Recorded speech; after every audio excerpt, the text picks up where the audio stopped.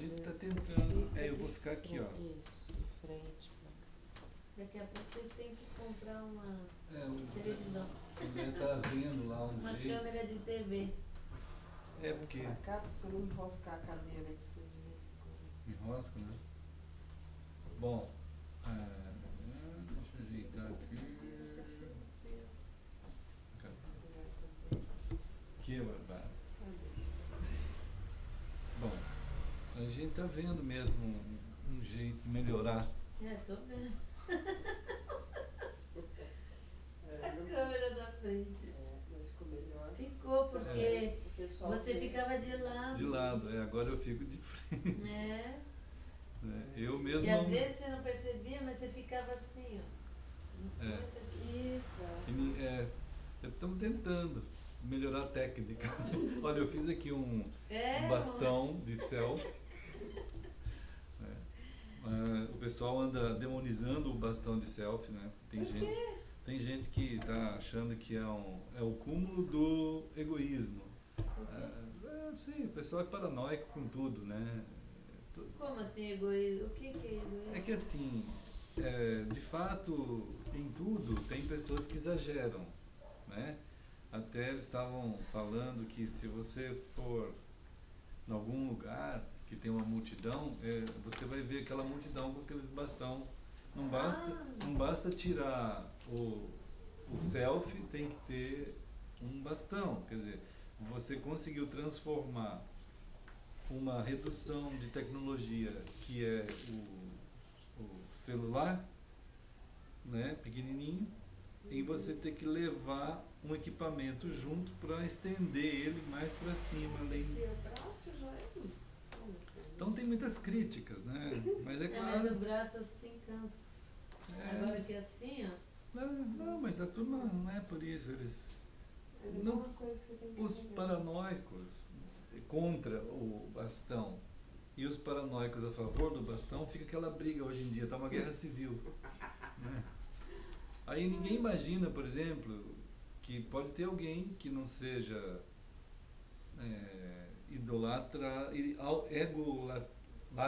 egolátrico e que queira simplesmente ampliar o ângulo de visão da foto, né? Ele não está sendo, só porque comprou um bastão de selfie, você é um louco, né? Não é assim, só porque você tem um computador, você é um louco. Porque Não é assim. você quer atirar, muitas vezes é bom, porque você quer atirar, pega mais pessoas. Aí São você coisas vai básicas, né? Normais. Não tem que ter esse tipo de reação social anti-tecnologia, né? Tem gente Eu achar que é sempre tudo ligado ao ego, né? tudo ligado ao ego. Ninguém consegue. Outro dia eu estava também. O Zé diz que, por que o pastor fica fazendo fotos dentro do avião, ou no aeroporto? Air selfie. Isso aí como é que ele fala? Orgulho. Avião latria. Ele só quer mostrar que ele está indo, informando. Mas as irmãos. pessoas. Olha, eu expliquei isso pro Zé. A gente não Mas tem pouco a como pouco, controlar. como você fica firme e continua fazendo, ele deve se questionar, sabe? Eu Porque só. não tem nada a ver. Não tem nada a ver. Eu expliquei pra ele, isso aí é só pra dizer que ele tá indo e que ele tá voltando. Por exemplo. E que a família tá indo, ou que a família tá Tá voltando. voltando, é uma notícia. Você E eu tem... falei, quando você não faz uma coisa aqui, você não faz fotos? Você não pede pra mim fazer fotos de você com a comida, ou sei lá o quê? Então, é tem igual. um uso normal. Outro dia eu estava também comentando com um grupo aí que a gente vê todo mundo hoje, por exemplo, você está em algum lugar, está todo mundo assim, né? Então eu tava voltando de São Paulo, pra São Paulo ou indo, aí apaga as luzes do ônibus, né? Sim. Aí tu vê Tudo todo claro. mundo assim, com a luzinha Iluminação, né? Exatamente. Então, assim, Incrível. o que você tem a dizer sobre isso aí? As pessoas estão fazendo o quê? Tem pessoas cansadas que estão jogando algum joguinho para relaxar. Tem uma parte do povo que os principais contatos familiares ou amigos estão longe. E ele tem hoje, a gente tem uma chance de dizer para eles assim, olha, eu estou viajando, eu estou aqui no meio da viagem. Aí a pessoa, você está conversando. Seria um absurdo se você estivesse conversando com o celular, mas você não está conversando com o celular, né? Você está falando com alguém. Tenha... Você, assim, você está aí, né, como se fala, num restaurante, num lugar, para conversar. Sim, e isso. Aí eu fico isso. aqui com meu celular. Aí é complicado. Aí sim. é chato. Isso sim.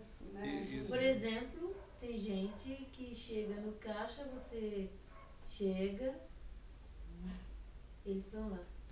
Isso. Boa noite. Boa noite. As compras, moço. Tá.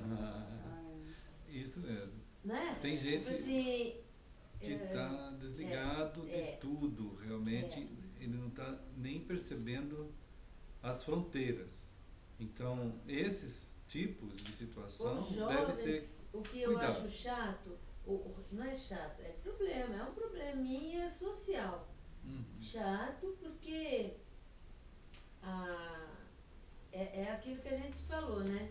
Eu estava contando pro Heber que foi um pai e um filho fazer compras. Então o filho tinha comprou garrafa assim de Pepsi, sei lá o quê.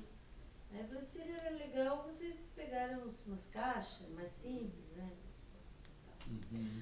O pai falou, filho, vai lá pegar umas caixas. Aí o filho chega com umas caixinhas. Ele tava com o celular, o filho. Nem tava prestando atenção. Aí pegou umas caixinhas e o pai falou, filho, não vai caber isso. Muito interessante esse episódio. E aí ele comentou comigo e eu comentei com ele. Falei assim, pois é, eles são tão espertos na internet, né? Mas chega assim, na vida prática, o pai falou assim, na vida prática é um desastre.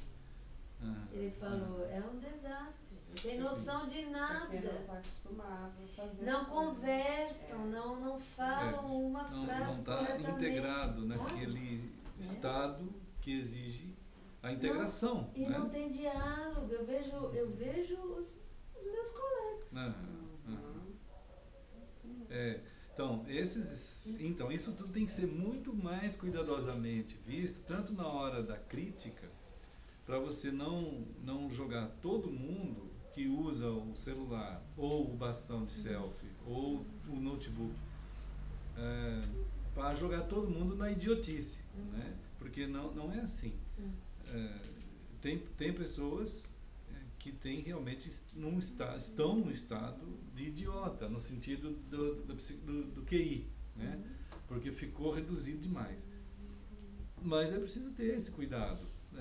Não pode jogar, comprou lá um bastão de selfie, pronto, é um idiota. Não, isso sim, esse tipo de julgamento é idiota, né? Isso sim. Então, é grave a situação, né? Mas temos que... A gente está de uma geração para outra, né? A gente estava novos numa geração costumes, que não tinha né? nada disso, nada. E agora a gente foi introduzido, né? Então a gente fica nessa... Agora que as próximas gerações vai achar normal isso, né? O que significa hoje sentimentos que surgem, como a gente tem falado às vezes aqui, né? Quais são os sentimentos novos que a era mais avançada em termos tecnológicos trouxe, né? Quais sentimentos isso trouxe? E como que as pessoas estão preparadas para lidar com tudo isso? Então, o problema é grave porque quando você tem uma situação, né? Tá chegando só uma mensagem ali, acho. Então, quando você tem uma situação que surge diante da humanidade, claro que a primeira impressão, o primeiro momento, ele vai ser desafiador e todo mundo vai estar aprendendo com aquilo ali. E tem as novas conexões que são estabelecidas, os novos sentimentos, né, as novas realidades, né? Então, você está utilizando aquilo, né, e o que deve extremo cuidado, é isso que a gente estava falando. Se determinadas situações tiram você do momento que exige você estar nele. Né? É a mesma coisa, você está em roda com um livro na mão, Sim, lendo, sim. a pessoa começa a conversar e você... Isso, a falta de atenção. É a mesma coisa, né? Sim, isso, exatamente. Eu Olhar... estava reparando que às vezes eu fico atenta, né, lá no meu caixa, mas às vezes eu converso com meus colegas e eu vejo que os clientes reparam que eu não presto atenção neles. E aí, no final, eles me olham e falam, boa tarde, e bom trabalho para você, me olhando nos olhos, assim, Sim. olha, me desculpa de não ter prestado dar muita atenção a vocês, mas era um assunto que eu tinha que ouvir e comentar, né? Mas desculpa, mas boa tarde para o senhor. Isso, esse é um ponto. Todo mundo quer eu acho que é ser notado. importante você ser presente naquele momento. Isso é um outro problema que fez a gente mudar esse negócio aqui de frente, essa câmera de frente, do que ficar de lado. A gente é ruim, realmente. Mas também não tinha Não nada. A gente é muito precário, mas tem uma madeira aqui agora. A Nancy teve a ideia. Foi uma ótima. Então eu preguei isso aqui, pus aqui Daqui a pouco vai ter uma filmadora ali. Mas pensando assim, pô, é muito ruim as pessoas... Eu acho já ruim as pessoas só ficar olhando para mim, quem está lá na internet. Eu acho que as pessoas tinham que ter um jeito de ver todo mundo, né? E não temos essas tecnologias, mas com o tempo, acho que podemos ajeitar, né? Isso é normal. Daqui a pouco vai ter aquela... uma câmera que vai daqui, zoom! Não, pastor, aquelas assim... A redondinha? Pode ser. Então, eu acho que deve existir essas coisas. Faz assim, ó.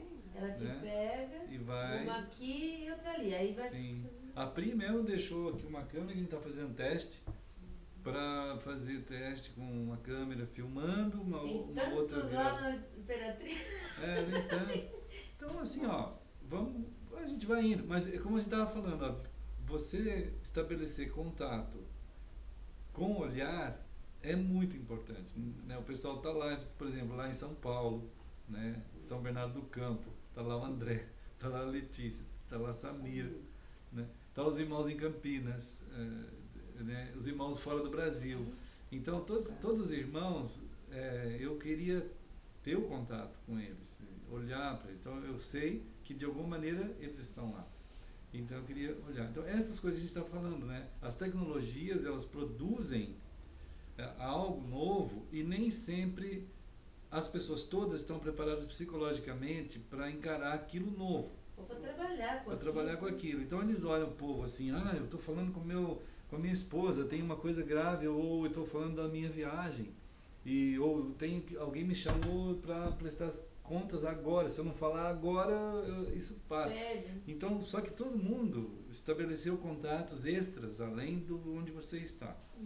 E isso foi muito diferente. E todo mundo olha assim, quem consegue estar analisando isso de longe, acha meio estranho, né?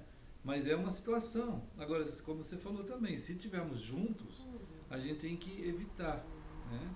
Mas ao mesmo tempo é um evitar com sabedoria. Eu não posso pegar o celular e jogar ele fora ou desligar. Existem leis que mandam desligar, né? Então, acredito assim que no nosso caso, né? Tem outros casos que a pessoa teria que ter uma noção assim, você tem hoje como deixar ele tremendo assim, né, vibrando.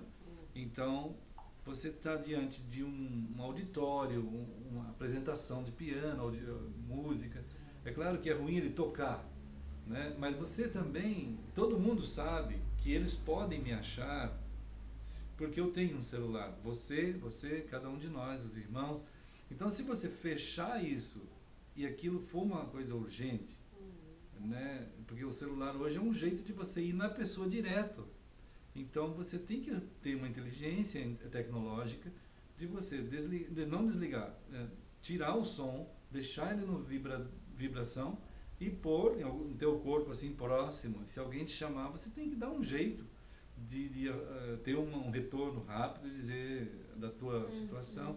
Não, nós temos que tomar cuidado. Hoje já existem estudos, como tudo demora, né? Primeiro vem o avanço, e isso é que é uma das grandes críticas na era tecnológica, é que vem as invenções e depois que você se vira aprendendo como lidar com isso, né? Deixa eu ver aqui. Por exemplo, tem alguém chamando aqui, né? Que eu acho que não sei quem é. Mas a Pri. Então, o que acontece? Você, por exemplo, eu tenho alguns livros ali, Estéticas Tecnológicas, Novos Modos de Sentir, né? Então, hoje começam, por exemplo, aqui, né? Cadê? Aqui. As tecnologias da inteligência. Outro aqui, ó. O que é o virtual? O que é virtual? Né?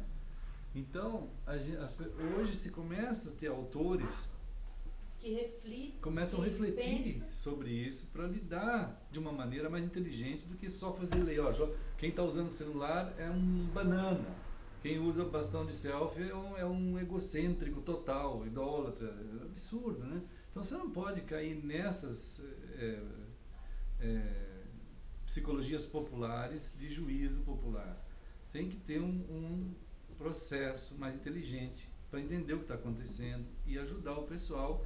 Mas não existe isso. Infelizmente, a tecnologia é muito rápida, ela é produzida extremamente rápida e não tem um estudo, um acompanhamento a nível próprio das próprias escolas e das famílias.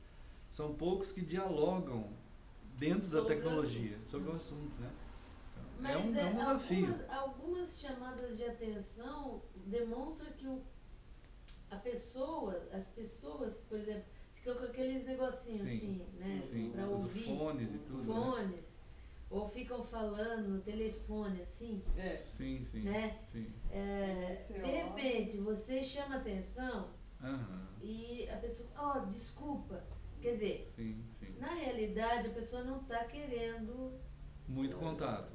Não que não queira contato, mas está naquela situação que ele está. Se envolveu lá. Então, ele não tem hoje a capacidade de dizer qual é a prioridade ali. Sim. Entendeu? Isso, exato. E há pessoas... eu acho que tem momentos que a prioridade é o ambiente que você está, na claro. qual ele está. É o que a Nancy disse. Sociabilizar. Sim, é sociabilizar. Porque se você fechar, aí você está entrando num terreno de respeito, né? De consideração e até de anulação disso, anulação do outro. Né? Realmente é complicado quando tu, diante do... Olá, irmãos! Tudo bom?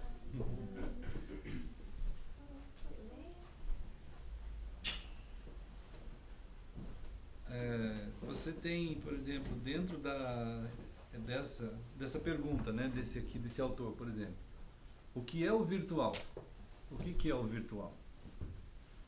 O que é o real? Né? Então, as tecnologias da inteligência, né? O futuro do pensamento na era da informática. Então, hoje só é que, de fato, alguns lugares estão tentando pensar a dinâmica nova que existe. No caso, isso que a gente está comentando. Há pessoas que usam a tecnologia para se isolar. Né? Ele chega num lugar, ele põe ele põe os aparelhos para dizer assim, eu não quero conversa com ninguém. Né? Então é uma maneira de dizer, eu estou aqui me isolando e acabou. Então tem esses casos. Né? Há casos que a gente está comentando, que às vezes as pessoas chamaram todo mundo que usa celular de um pessoal ET estranho, porque todo mundo está num ambiente, todo mundo no celular, ou em algum outro equipamento. E é comum a gente ver isso em aeroporto, em cidade, no centro, qualquer lugar, né? Ponto do ônibus, qualquer lugar. Então, tu vai ver isso, e tem até lugares que já, em cidades assim, que fizeram pistas pro pessoal que está no celular. Então, a pessoa, né? É porque eles batem um no outro. Ia batendo um no outro, então fizeram aquela pista. Uma pista. Calçada, igual tem para cego, tem para quem está no celular, porque ele é quase um cego. Ah, estavam falando também que quase pode ser atropelado, porque não Pode ser olha atropelado. na linha. Ele entra Lá no mundo. Paulista, eu estava demonstrando que tinha meninas que estavam lá falando no celular e atravessava Paulista. É uma loucura. Então, todas essas coisas hoje estão começando a ser alvos de estudos mais profundos. E tem o julgamento, vamos dizer assim, muito básico, muito baixo, que o pessoal já faz. Esse povo é tudo louco, olha só, é egocêntrico, egolátrico, e vai embora, por aí, né? Então, a gente tem que ter uma inteligência tecnológica, uma inteligência para lidar com tudo, né? Uma inteligência mais elevada. E os estudos demoram para sair. Geralmente a tecnologia surge, ou qualquer coisa surge, e essa parte estética, essa parte ética, de como fazer as coisas, vai deixando assim para o povo. Cada um faz a sua ética, a sua maneira, e isso é muito ruim, né? Depois surgem as críticas, as zombarias, porque a maioria do pessoal hoje tem uma condição de ter contato rápido com o celular. Então você está num ônibus ou qualquer lugar, você tem a chance de falar com tua mãe, teu pai, teu irmão, teu filho, seja lá quem for, você está querendo manter contato com eles. E são os mais chegados que você tem, e é legítimo esse tipo de coisa. Não pode ser alvo de uma crítica tão primária e barata da parte de alguém em dizer, né? Olha, isso aí olha lá no celular, como que pode uma pessoa não... Em que eu vou prestar atenção? Eu estou viajando, estou num lugar aqui, meu pai, minha mãe, o meu irmão, meu marido, minha esposa, sei lá, estão aqui falando comigo, eu vou desligar e ficar olhando para quê? Né? Eu tenho a chance de estar em casa, de alguma maneira. Né? Então, isso tudo tem que ser, na verdade, está sendo alvo de estudos, né, recentes. É bem recente essas coisas, infelizmente, né? Mas eu acho que cada momento tem seu momento também, né? Sim, sim. Porque, por exemplo, uma viagem, às vezes, é muito... uma pessoa está precisando daquele momento, por exemplo, se desligar dos sistemas habituais, você observar a paisagem, observar, sei lá o quê, Claro. e, né? Isso. Tua pessoa está precisando de outra coisa. Certo. Então, o teu caminho, o caminho que você vai trilhar, é composto de coisas que você tem que aproveitar, né? Tem. Além do que a gente tem que administrar esses componentes, Exato. né? Hoje a administração ela é muito mais complexa, né? Então a gente tem que ter sabedoria mesmo. Esse ponto não vai conseguir o ser humano deixar de lado. Ele precisa demais da sabedoria de Deus para lidar com a época que ele esteja, no momento, como você falou aí, né? O momento que for, ele precisa da sabedoria, né? Mas é um ponto também, vamos dizer assim, esse ponto aí, ele é discutível totalmente. Hoje, ele é totalmente até desprezado, porque as pessoas estão querendo manter a sabedoria para viver a partir da época que ele vive, né? Então ele deslocou o centro da sabedoria, o centro do saber, do centro que seria o centro, que no caso é Deus, né, que é a palavra de Deus. Ele deslocou desse centro para o que produz a própria época. Então ele tem que gerar uma série de códigos de ética, códigos de conduta, de tudo, lidar com as coisas, né? A partir daquele momento, né? Então isso daí está gerando um tipo de conflito, porque a pessoa ela é muito mais do que a sua época. Na verdade, a pessoa ela transcende as épocas. né? O ser humano vive em todas as épocas. Ele tem um historiador que eu acho muito bom, Bloch. Ele diz que nós somos a história, né? A história passa por nós, entende? Nós não estamos indo dentro da história, é ela que está dentro de nós, porque o ser humano é um elemento constante e ninguém entende a coisa, a grandeza, a visão da realidade humana. Só que para ter essa visão ele tem que ter bom, só podia ser da linha mais alemã da coisa, de pensar, né? Um pessoal que já vem pensando numa matéria que a gente chama de crítica genética, né? Essa é uma matéria que tem aí nova e alguns pensadores trabalham nessa linha de tentar encontrar onde está a origem real das coisas. E o ser humano, ele tem uma origem e uma reflexão necessária a partir de uma fonte que não é a sua própria época, é o autor dele, que é Deus. Se você tirar, o Bloch não fala nada disso, né? Mas a gente fala. Ele só fala dessa questão histórica e do homem como maior do que a própria história, né? Mas a gente sabe que para nós encontrarmos a sabedoria para viver adequadamente em qualquer época, seja ela o que for que aconteça, e o avanço que for, se ele tiver a sabedoria de Deus, que Deus, o autor, passou para nós vamos conseguir viver em cada época, em qualquer época, seja o que for que aconteça, né? Agora, se tu desprezar essa genética, né? Então a crítica genética é importante, quer dizer, em que eu estou, qual é o meu centro, em que eu estou centrado, né? Por isso que Pedro diz assim, que nós devemos estar preparados para responder à razão da esperança que há em nós. Quer dizer, há uma razão para tudo. A razão para tudo é Cristo, né? Então, aí o pessoal, é claro, com essa redução da mentalidade que existe ao longo dos séculos, se você só mencionar sequer o nome Jesus, pronto, a pessoa parece um catatônico, esquizofrênico que vai indo para o lado da religião. Aí não tem jeito, é aquela coisa que o pessoal não consegue ver Deus como Deus. Ele é tão animista, a pessoa é tão reduzida a quase uma idiotização tão grande, que você usa o nome Deus, para ele é religião. Ele não tem outra definição, outro campo de imaginação, né? Então é muito difícil lidar nessa linha, para tentar gerar dentro dessa pessoa uma condição crítica da sua própria genética, das suas origens, né?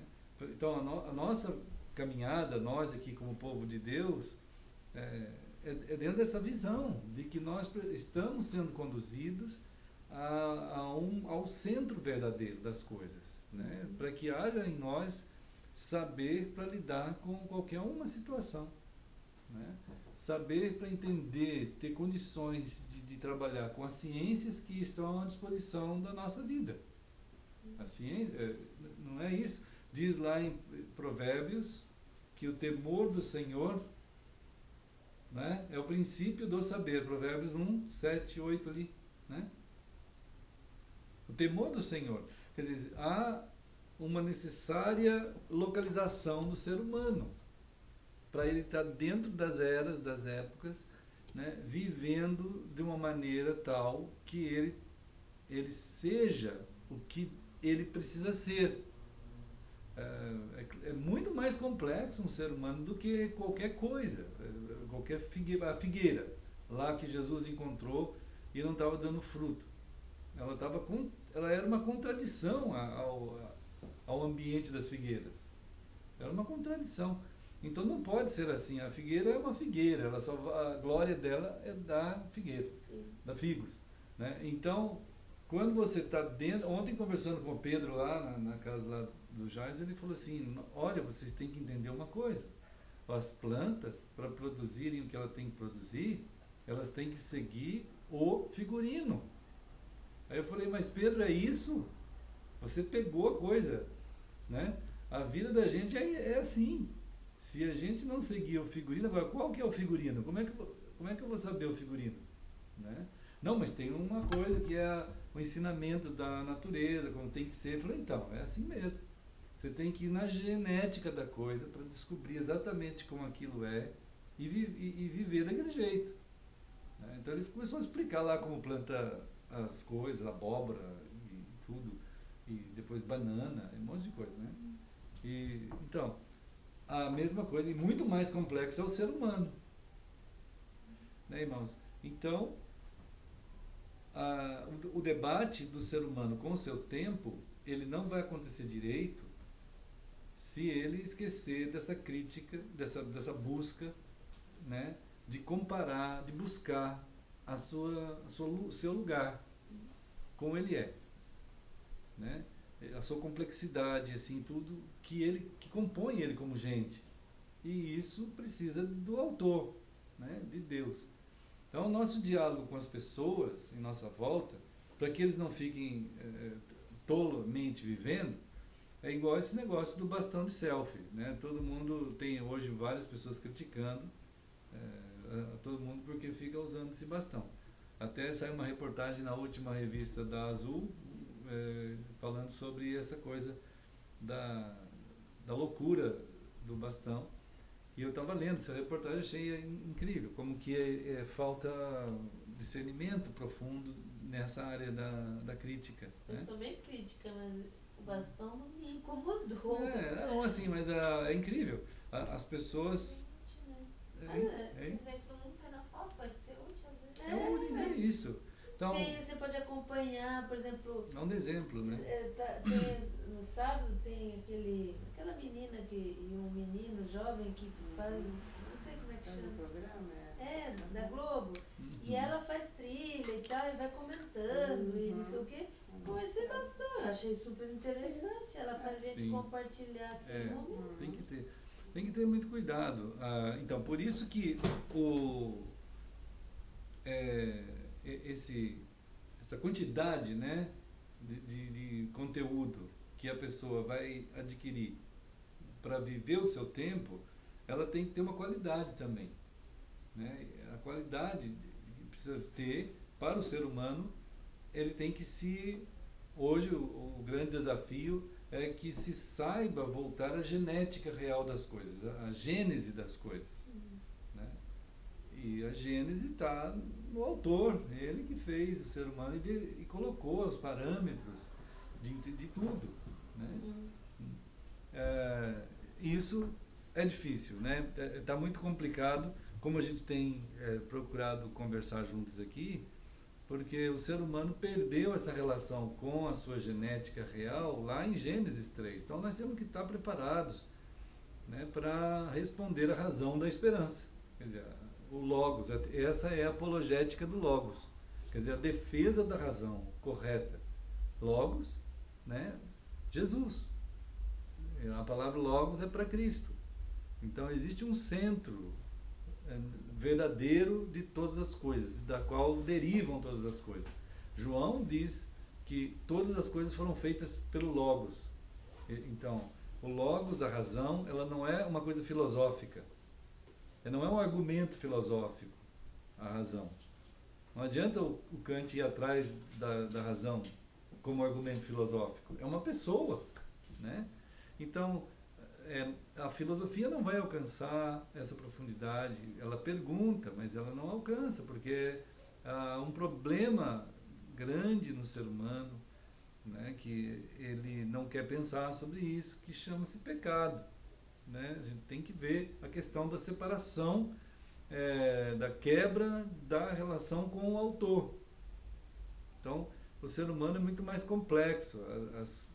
Ele tem todos os elementos de reflexão, né, de semelhança, né, com o seu autor. Ele tem elementos de semelhança. A palavra de Deus diz que ele foi feito à imagem e semelhança. É preciso que nós, né, como gente, como pessoas, a gente ouça, então, como falou o Pedro, figurino, né? Como que o autor fez a coisa. O figurino é isso, é a palavra, né? E então essa quebra fez com que o ser humano, quando ele estivesse lidando com esses elementos de reflexão sobre a vida, não partia mais de Deus, né? Não partia mais de Deus o centro da reflexão. A razão mudou de lugar, né? Então todo mundo que alterou a razão de lugar, né, isso é um prejuízo absurdo. Se a razão for deslocada do autor para o leitor ou para nós como pessoas, então nós vamos estar gerando razões diversas ao longo da história, conforme a cultura, né? Uma das coisas que mais prejudica o ser humano, a humanidade, na sua maneira de resolver os seus problemas em cada era, é isso, né? Que ele trabalha dentro da razão da sua época, né? Então ele não poderia nunca alterar a razão de todas as coisas, que é Cristo. Então, pensar sobre isso cai para o lado da religião, né?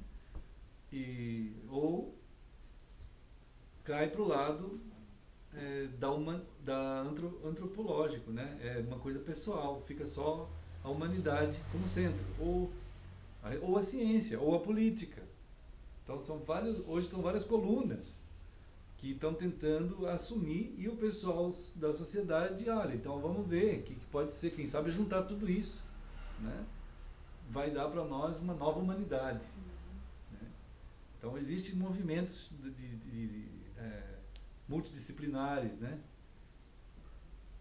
E é uma luta. Às vezes eu vou lá participar de encontros para debates de pesquisadores. Vou lá em São Paulo pensar sobre isso com o pessoal, né? Eles chamam de encontros multidisciplinares, transdisciplinares, né? Então, hoje há uma preocupação muito grande no mundo sobre o movimento migratório, por exemplo, né? O que está acontecendo? Então, são estudos com departamentos de governos que chama-se imigração internacional, movimentos migratórios internacionais. Então, qual é a preocupação? É que eles estão vendo populações, no caso do Brasil, a quantidade de haitianos chegando no Brasil, né? Isso foi debatido agora nessa semana, né? O que essas populações trazem para o Brasil, né? Que eles acreditam. Isso é um exemplo, mas tem outros grupos. Que eles acreditam, como que eles vão viver esteticamente, eticamente, moralmente, espiritualmente, que conteúdos eles vão trazer para dentro da nossa nação. Ninguém pensa isso. Eles simplesmente abrem as portas e entra todo mundo. Isso foi o que aconteceu na França. Então, lá na Europa, o pessoal que vem de lá, daqueles países, para fazer esse encontro aqui, como acontece lá na PUC, algumas vezes, 2, 3 vezes no ano, e eu vou em uma delas, né, desse centro de pesquisas, eu sou um dos pesquisadores desse tipo de trabalho. Então, o que acontece? O pessoal está preocupado por causa disso. Abriram as portas para a França, na França, o grupo islâmico entrou, né, e foi gerando um tipo de islamização da Europa, né? Então, é uma Europa que se preocupa com isso, porque o movimento islâmico, ele tem conteúdo de extrema violência, embora alguns tentem, porque o islamismo ele tem o lado direito, a ala direita é igual a política, mais ou menos, né? E tudo é assim, né? E tem a ala mais fundamentalista, radical, né? Então, se você pega a ala fundamentalista, elas vão matar, o pessoal vai matar, vai pôr bomba, vai destruir. O lado de direita, ele não vai fazer isso, mas ele não vai contra quem faz. Ele não vai contra, ele não vai dizer assim, ele nunca, a ala da direita do Islã, vai chegar e vai contra aqueles que foram pôr bomba neles mesmos para matar os outros, né? Então, toda essa... entra num país evidente que vai entrar a ala direita. Se você chegar lá na entrada do país e falar assim, que ala você é do Islã? Eu sou fundamentalista, estou trazendo umas bombas aí na bagagem. Não vai entrar, né? Você não vai conseguir. Agora, quem que vai entrar? É a ala da direita. Né? Isso é o mundo que está assim. Só que hoje que eles estão preocupados com isso. O Brasil está cheio, aqui na América, no sul do Brasil, ali na ponte chamada da Amizade, é um lugar onde a Polícia Federal já detectou uma grande localização de fundamentalistas. Né? Então, é uma situação que hoje estão tentando estudar isso, formar um perfil de imigrantes. Oi? Você falou do subvertido, da ponte da amizade, fundamentalismo Islâmico vive ali, vive ali, sim. Hoje, tipo do Paraguai, que lá isso, também não é a exatamente. origem deles, já vieram de fora, né? Sim, vieram de fora e se estabeleceram ali. E até hoje existe uma nova mudança de postura da Polícia Federal, o pessoal foi informado já, de que quando você traz alguma coisa de lá para o Brasil, se você for pego com um valor a mais, você é enquadrado na lei de terrorismo internacional. Não é mais simplesmente aquela lei que pegava o pessoal, você trouxe umas coisas, Né? muamba, assim, trouxe umas coisas e tal, vai pagar uma multa e vai entrar. Não, hoje você fica fichado, porque é diretamente ligado o valor que você traz dali a mais com o auxílio a grupos terroristas islâmicos. Entendeu? Isso está já definido pela Polícia Federal no Brasil. Né? Então ela já sabe que ali tem um grande centro de sustento de grupos fundamentalistas. Né? Então, assim, agora que a turma está abrindo o olho, muito tempo depois de que os grupos islâmicos já fizeram isso nos Estados Unidos, aqueles pilotos que entraram com os aviões no World Trade Center, eles foram treinados por escolas americanas. Né? E eles sabem que hoje, eles eram pessoas ali, árabes, que estavam treinando. Até o professor de um deles deu entrevista outro dia, extremamente abalado psicologicamente, né? Teve que fazer vários tratamentos, porque ele treinou o cara para pilotar um avião e ele era aluno dele. Né? E ele depois ficou muito, muito abalado. E é uma situação terrível. Então, hoje, o mundo parece acordando, muito tempo depois desses movimentos, né, para entender essas mudanças, esses movimentos humanos em todos os lugares. O que está acontecendo? Quem são vocês? O que vocês acreditam? Né? Então, dentro dessa fala que a gente está tentando entender a questão humana, né, o ser humano está tentando encontrar uma identidade dos povos, das pessoas, né, naquilo que eles significam. Né? As pessoas, eles estão tentando ver a partir dessa ótica. E aí a matéria chamada Ciência da Religião está sendo convocada, chamada para fazer parte desse grupo de pesquisas, né, para tentar estudar o ser humano naquilo que ele significa, que traz dentro dele significados, naquilo que ele acredita. Aquilo que ele acredita é aquilo que ele vai viver, é a ética dele, a moral, né, a postura dele na sociedade. Né? Então, já se sabe que uma grande quantidade de terroristas hoje no mundo, eles são autóctones, né? Quer dizer, eles são do próprio local, eles não são mais imigrantes, eles já nasceram ali. Né? Então, eles nasceram naqueles países e foram sendo formados a partir dali como cidadãos daquele lugar. Né? Assim, isso é um exemplo dentro da questão complexa que é o ser humano e como que o mundo de hoje ele tá dentro de uma situação que carece de reflexões profundas. Não pode simplesmente deixar vamos indo.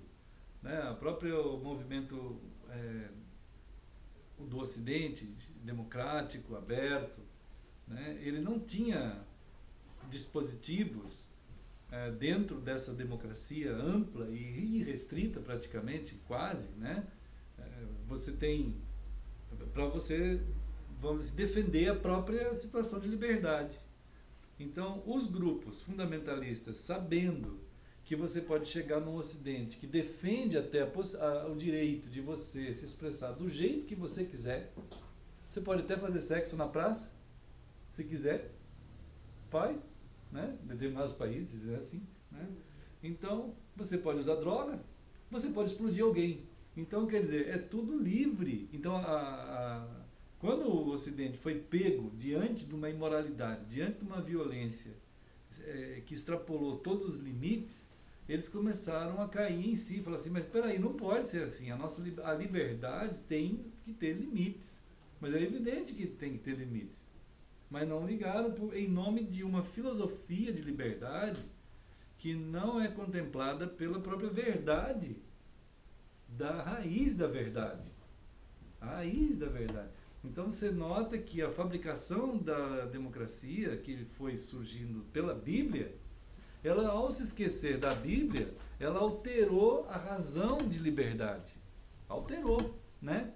A razão da liberdade, isto é, aquilo que é de fato a liberdade, que inclui limitações e delimitações para que você ande naquilo que é, não inclui você fazer o que você quiser. Não tem isso na palavra de Deus. Não existe em nada. A própria orientação de Deus, quando disse haja luz, é porque a luz tem que ser luz. Ela não pode ser trevas, ela não pode ser banana, ela tem que ser aquilo, né? Então tudo em Deus tem uma razão de fronteira, de orientação, de estética, de ética, de tudo, de moral, de realidade, né? Daquilo que é, né? Então você tem hoje a própria visão da teologia, como a gente fala muito aqui, sempre dá uma espécie de conotação de crítica, e é uma crítica mesmo, no sentido bíblico, né? De Hebreus 4:12, que a palavra de Deus é viva e eficaz e capaz de produzir mentalidade crítica, no sentido certo, de você delimitar, saber o que é, o que não é. É isso que a palavra de Deus faz, ela dá condição da gente saber o que é, o que não é, né?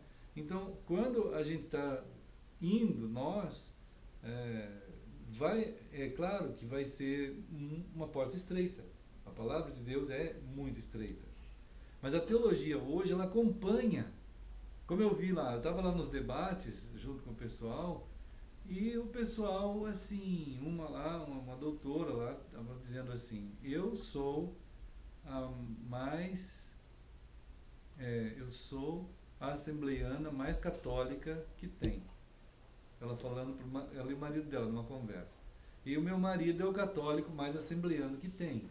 Aí o pessoal atrás de mim, né, eu estava ouvindo eles conversar assim, o que você quer dizer com isso? Não, mas a gente tem que, tudo é aceitável.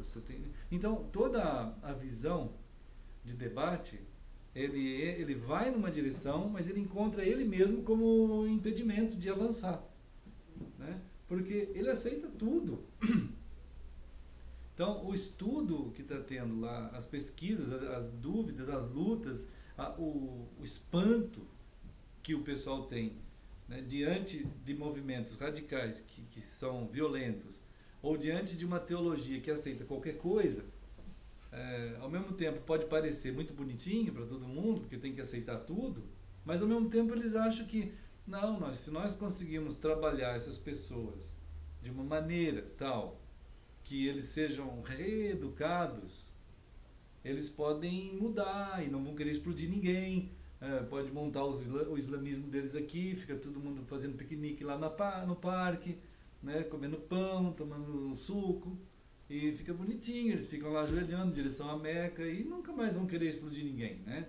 Então, ou isso no caso do Islã, ou nas teologias, que conseguiram mais ou menos ajeitar essa situação dessa forma, né? As teologias cristãs.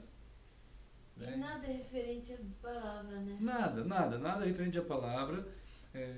Deus não existe nesses debates, existe as diversas posições teológicas dos grupos, né? Hoje a turma tem preocupações com as políticas, né? Mas tem as preocupações talvez igual ou mais com as crenças teológicas das pessoas, porque eles estão vendo que o posicionamento religioso no mundo, ele está ou mata tanto quanto a política, ou mais, é igual assim, né? A postura política mata, como aconteceu lá na Coreia do Norte, né? E está acontecendo em outros lugares, enfim, tudo aí, a gente já falou um monte. E a religião, a crença é a mesma coisa.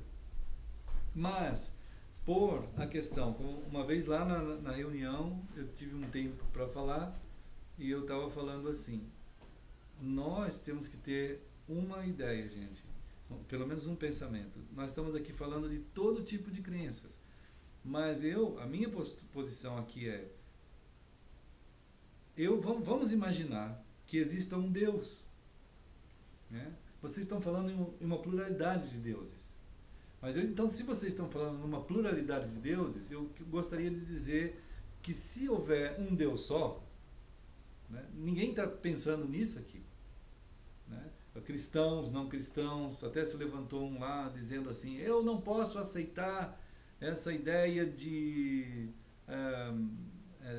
na teologia que está sendo estudada no âmbito mundial, existe um item chamado a teologia das escrituras sagradas. Isto é, em todos os grupos religiosos tem seus escritos sagrados. Aí um lá se levantou assim, mas eu não posso aceitar porque no meu grupo lá não tem escrituras sagradas, né? O que tem lá é tradição oral.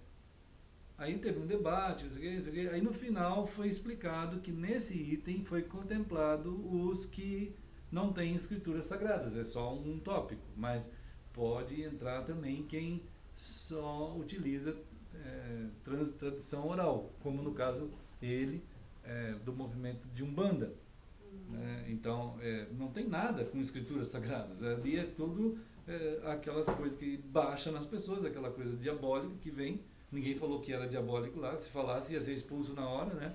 Então, não pode falar isso, você tem que aceitar, né? Qualquer coisa. O ambiente acadêmico, ele se tornou talvez um grande centro satânico, porque você tem um monte de doutores sendo formados, assim, aqueles pós-doutores, todo mundo é pós-doutor lá, né? Aí você tem os pós-doutores, que eles têm o direito, é quase deuses, parece um Olimpo aquilo ali, né? Parece um Olimpo. Eles são formados em direito de duvidar um do outro e de aceitar um ao outro. É um negócio louco, né?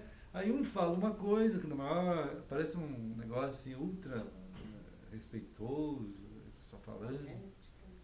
Aí fala, aí o nobre, não sei o quê, eu aceito, mas eu não concordo por causa de... Aí ele fala também. Aí no fim todo mundo aplaude, porque todo mundo falou que tinha que falar e ninguém concordou com nada e todo mundo foi embora. Quer dizer, é um negócio, né? é um negócio louco. É um negócio louco, insano, né? Então fica assim, aquela quantidade, se você ganhou o título de doutor e pós-doutor, assim, você ganhou o título de Deus. Porque você tem o direito de falar e de duvidar de todo mundo, como também ser duvidado. E acabou, você vai ser duvidado, ninguém vai acreditar naquilo que você fala. Só que você tem o direito, você tem o seu lugar lá no panteão, né? No panteão dos doutores e pós-doutores. É um negócio maluco. Aí se você coloca a ideia de Deus, de um Deus... Mas aí te contestaram, pastor? Não, então, naquela vez ficou. Você continuou aí quando eu falei, aí depois ficou assim, depois que eu falei, tinha assim uma grande parte que não olhava. As pessoas, quando não gostam muito do que você fala, eles não olham para ti. Né? E tem mesmo sendo pós-doutor ou doutor, seja lá o que for, né? Eles têm é uma coisa psicológica, né? Que é uma linguagem meio corporal, assim, o pessoal não consegue olhar. Alguns. Outros olham, mas olham, mas não gostam. Esse daqui eles não gostam, aquele olhar de repreensão, de reprovação e de negação daquilo que você falou. E tem uma turma que não fala nada, só fica olhando assim, é igual no Areópago, né? No Areópago, Paulo fala assim que uns abominaram ele, uns acharam que, olha, Paulo, você volta aqui.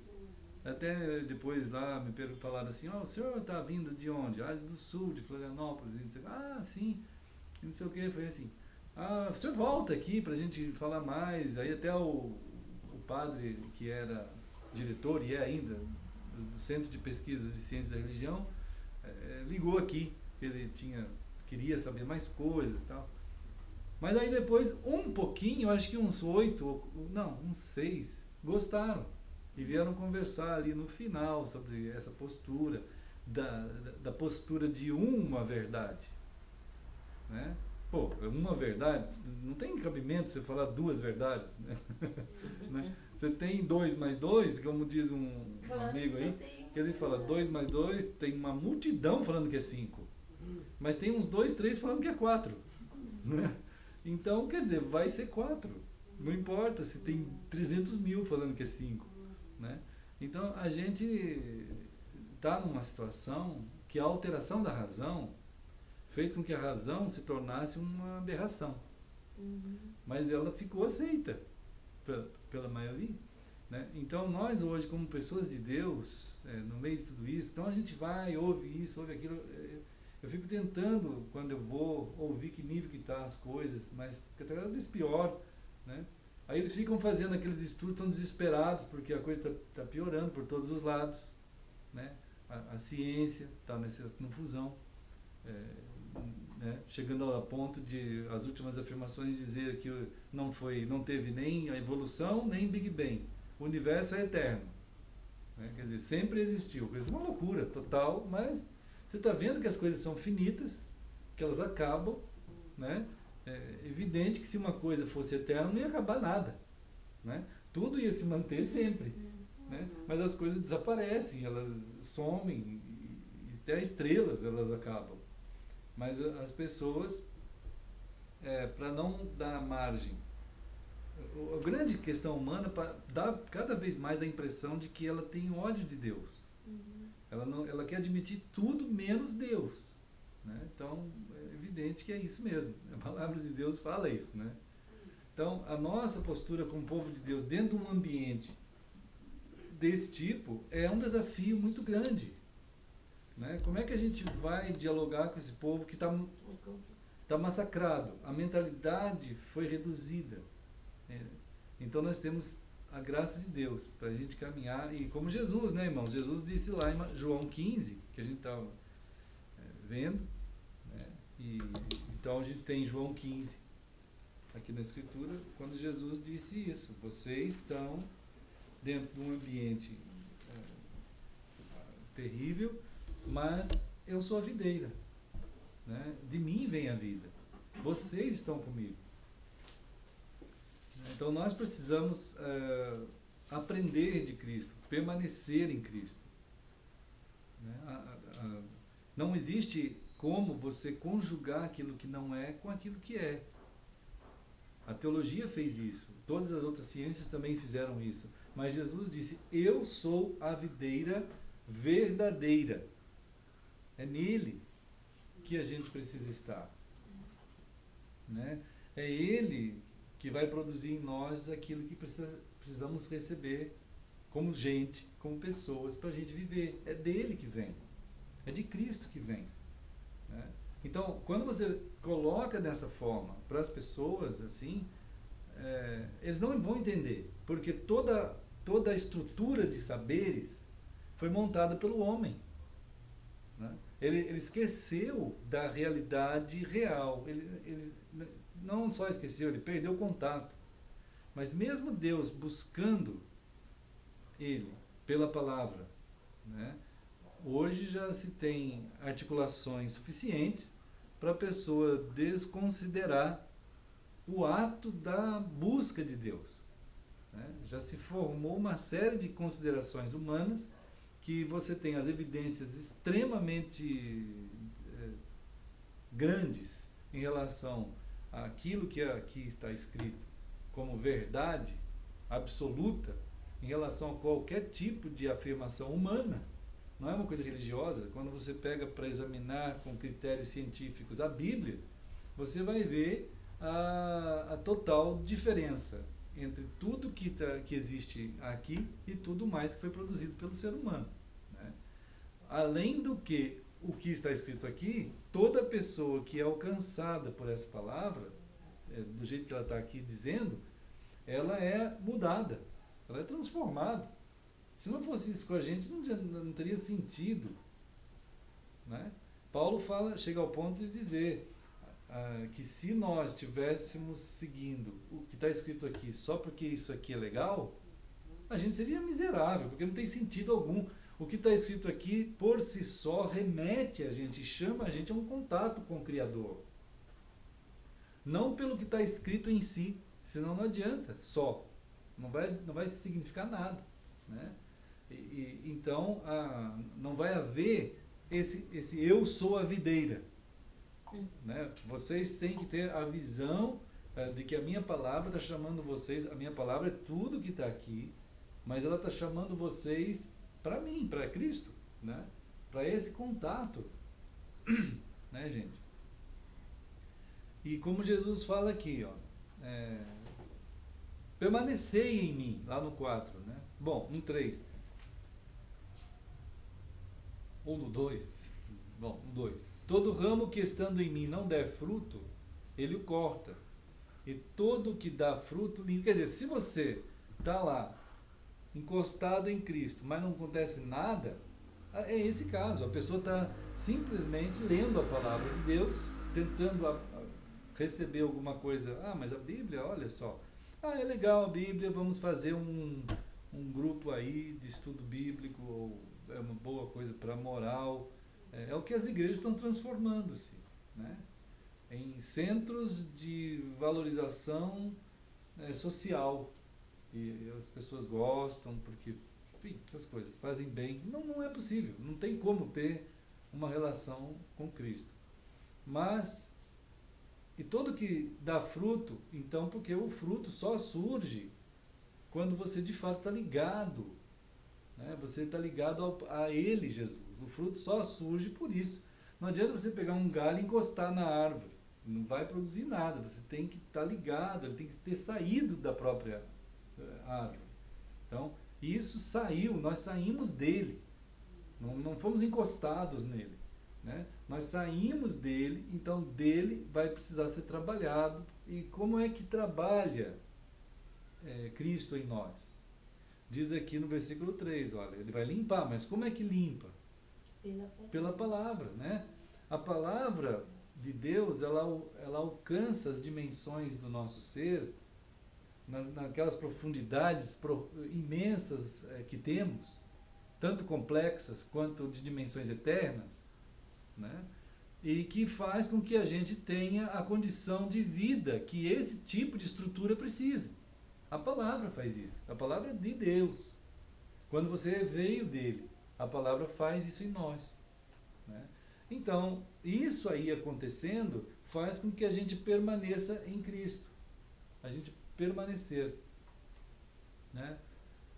Uma das coisas de que Satanás tenta trabalhar a confusão na mente de um cristão é ele não permanecer em Cristo, ele ser alcançado, e isso por diversas alternativas, né?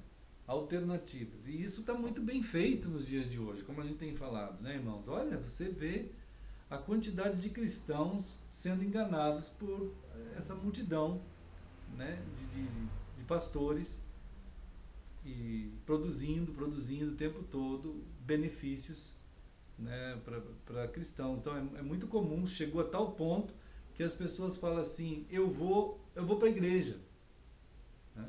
Eu vou para a igreja, ou eu tenho um programa para participar, não sei do que, então eu tenho que fazer aquilo na igreja. O que você faz na igreja? Eu faço isso, faço aquilo outro. Então são vícios, não é só vícios de linguagem, é a realidade. É a realidade daquilo naquela pessoa, né? Ele perdeu todo o contato profundo com Cristo, porque ele está fazendo coisas que a igreja projetou e programou muito bem para ele fazer. Não há uma consciência profunda de uma ligação com Cristo, que ele e Cristo vão ser o tempo todo, o dia inteiro, cada momento. Ele só pensa Cristo no dia que ele for para uma igreja, ou fazer um programa que a igreja preparou, alguns programas que o pastor elaborou, ou que um grupo da igreja preparou. Vai ter uma campanha não sei do que. Então, ele não entende uma relação vital. Então, esse tipo de redução da cabeça dos cristãos, né, é um prejuízo assim absurdo, né, irmão? É absurdo. Nós estamos vendo isso diante dos nossos olhos o tempo todo, e os cristãos não se dão conta disso. É mentira, né? É uma mentira. É uma mentira. E viver isso se torna pesado. É uma mentira, né? Não é um peso. Não vive a palavra, né? Sei lá, Então, qual é... Olha só, Jesus disse, em mim, permanecei em mim. Assim, é muito complicado, porque as pessoas já leram isso aqui, sabem de cor quase isso aqui. Mas ele lê isso aqui e permanece na igreja. No exato conceito que igreja é. Do jeito que a igreja foi definida nos séculos 3 até hoje, nesses 17 séculos, né? Até eu estava comentando outro dia aqui junto com a gente, que pena que a palavra igreja não foi traduzida. Que pena que não foi traduzida. Da mesma forma que a palavra batismo. Que pena que não foi traduzida. Por que não foi traduzida, né? Para o português? Ela simplesmente foi transliterada, né? Foi pego porque convém para o erro que ela não seja traduzida. Porque se for traduzida, na tradução ela vai ser explicada, né? Então, por exemplo, a palavra batismo, né? Se ela fosse traduzida, não ia ter gente jogando água na cabeça de ninguém. Não ia ter. Pelo menos quem quisesse ser bíblico, né? Aí ele podia falar, não, eu não sou bíblico, como o catolicismo faz, né? Quando se chega a um padre e começa a apontar na escritura, ele fala, olha meu filho, aquele jeito, né, da impostação da voz, meu filho, eu não sei, meu filho, né? Assim, você acredita na Bíblia, mas a Bíblia faz parte da tradição. Então, a tradição é maior do que a Bíblia na Igreja Católica. E o meio evangélico está assim também. A tradição evangélica é maior que a Bíblia. É igual, ele não mudou. O catolicismo está na Igreja Evangélica. A própria Igreja Evangélica é um catolicismo. Só que ele está meio disfarçado, tem lá os salvos, né? A Igreja Católica está pior, porque a pessoa já nasce, ele já está com água na cabeça, já fala que ele é cristão. Então é uma multidão indo para o inferno, né? Por causa daquela coisa que ele acha que aquilo é batismo. É uma aberração absurda aquilo ali, mas o pessoal acredita, né? Então, igreja, é aquela coisa da tradução. Se Jesus está simplesmente chamando pessoas para Ele, esse ato de chamar pessoas para Ele é eclesia. Por que pegaram essa palavra que Jesus está chamando e fizeram o nome e puseram na porta dos lugares, dizendo que aquilo ali é uma igreja? Isso é um absurdo total. Você vê como que é uma aberração? É que as pessoas, coitado do povo, ele não consegue ver, porque ele nunca aprendeu, nunca estudou. Tudo que ele aprendeu e estudou é o que ele está vendo, não é o que ele está... Então é a crítica da genética. Quer dizer, aqueles alemães estavam certos, né? Paulo estava certo na escola de Antioquia em produzir a hermenêutica gramatical da palavra, né? A escola de hermenêutica de Antioquia foi produzida assim, mas ficou a de Alexandria, alegórica, hermenêutica alegórica. Tanto faz a palavra, nós acreditamos na palavra, mas tá bom, olha que beleza tudo isso, né, gente? Então é um negócio louco, não pode fazer isso. Então, igreja, não existe essa questão na escritura. Então, em mim, permanecer em mim. Então, se você começa a perceber que Jesus está chamando para você e ele andarem numa relação, isso aí é ter sido chamado e te colocou nele. Isso é eclesia. E isso é você estar nele, em que cada momento do teu dia tu começa. Agora, uma vez que você está nisso, está nessa relação, entendeu isso aí, começa a acontecer um tipo de passagem de seiva da palavra, do Espírito, e você começa a ter uma maturação. Vai acontecendo uma maturação que não acontece em quem não pensa nisso. Ele fecha a questão, ele não tem essa reflexão. Os cristãos em geral, a reflexão de maturidade é quanto mais ele está na igreja fazendo as coisas, ou estudando a Bíblia, né? Ou quando estudam, né? Porque cada dia mais os cristãos estão estudando menos, por mais Bíblia que tenha, né? A turma perde contato com... Agora, como a gente já falou, ainda que ele estude a Bíblia, aí ele está errado também, Porque não existe esse fenômeno, estudar a Bíblia. Porque a palavra de Deus é igual aquele homem, que ele recebeu uma carta, né, que lá do sei que país, era uma carta da namorada dele, que ele gostava muito, mas ele não sabia aquela língua. Então ele recebeu a carta e ele começou a ler a carta. Falou, bom, mas eu não sei essa língua. Ele pegou um dicionário, uma gramática, e ele ficou estudando aquela carta assim. Ai significa o quê? Aí ele vai no dicionário e fala, o que é em? Significa verbo, não sei o quê. Então, vai estudando gramaticalmente aquilo ali. Né? Aí ele não sabia o conteúdo da carta, ele sabia tudo a gramática da carta. Ele sabia que era verbo, substantivo, pronome, adjetivo, mas ele não entendeu nada do significado da carta. Né? Então tem gente que está assim hoje, cristãos aqueles que estudam a Bíblia estão virando doutores. É aquela academia de doutores que tem, o panteão de doutores de teologia. Né? Aí você conversa com um, ele acredita, ele tem uma posição, outro tem outra posição. Cada denominação tem as suas posições. Né? E os cristãos estão recebendo um tipo de doutrinamento a partir não da palavra, mas daquele tipo de programas que as denominações estão fazendo para satisfazer o consumo cristão. Né? A cabeça do cidadão do século 20 e 21 é uma cabeça de satisfação. Ele tem que ser satisfeito. E as igrejas sabem disso. Está produzindo satisfação, entretenimento para os cristãos. Se isso estiver acontecendo, as pessoas estão satisfeitas de estarem sendo cristãos. Eles falam, eu sou um cristão, porque tudo me satisfaz do jeito que eu preciso. A minha igreja tem classinha, ela tem escola, tem um pastor. Mas não satisfaz profundamente. Não é nem satisfação. A questão... né? Responde à estrutura... Isso, desse tipo. Essa estrutura foi preparada. Exatamente, o ser humano eu faço parte disso.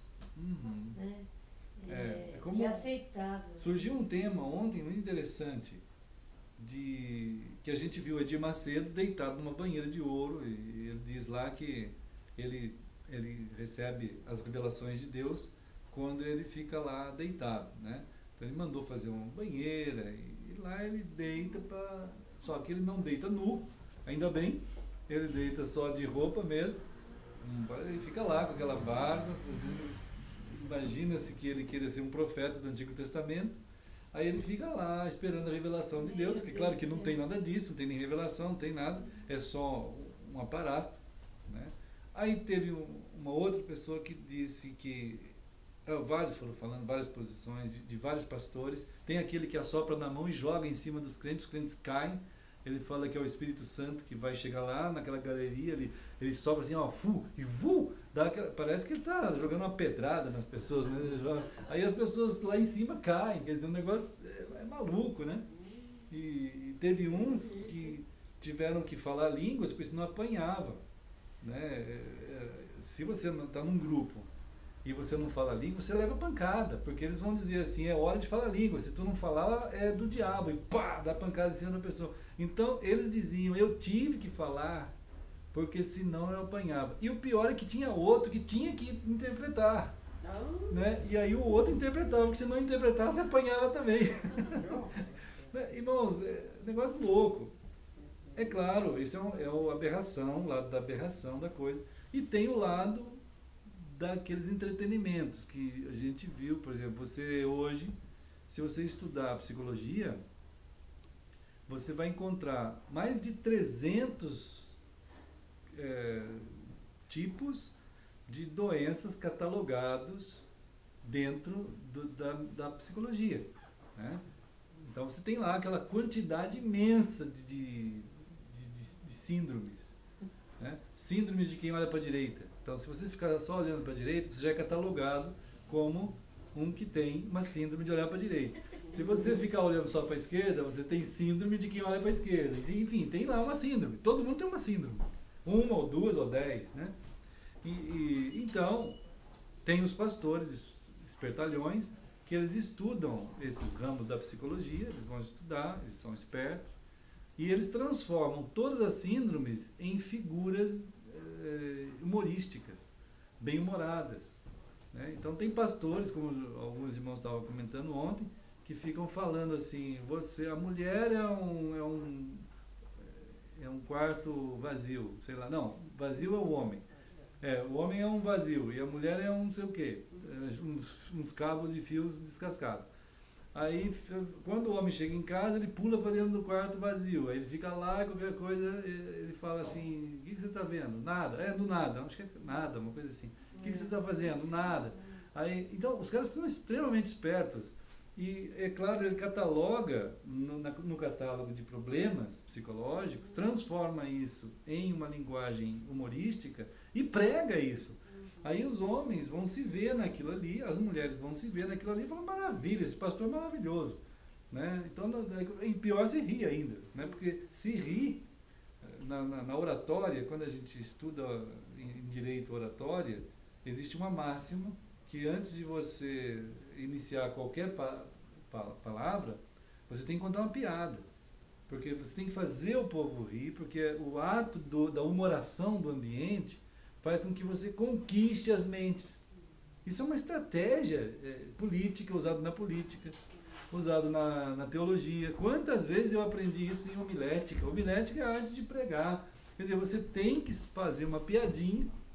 Quantos norte-americanos, pastores, chegavam no Brasil, a primeira coisa que eles faziam é contar uma piadinha, né? Para todo mundo rir, porque aí riu, né? Pronto, ganhou o ambiente. Ainda mais se fosse meio tribal o negócio, né? Meio animista. Aí pronto, aí conquistou. A turma perde a capacidade crítica na hora, né?